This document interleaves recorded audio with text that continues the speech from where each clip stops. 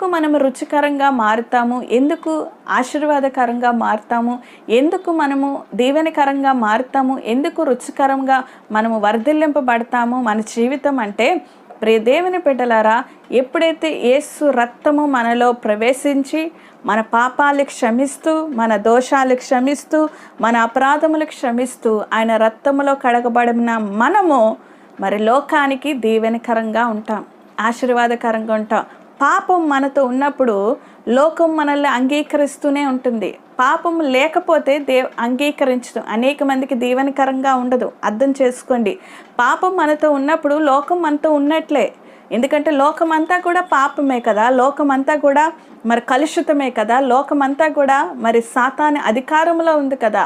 ఈ లోకంలో జీవిస్తున్న మనము ఈ లోకము నుండి దేవుడు వేరుపరిచి, దేవుడు అసంపూర్ణాన్ని దేవుడు సంపూర్ణంగా మార్చి ఈ యొక్క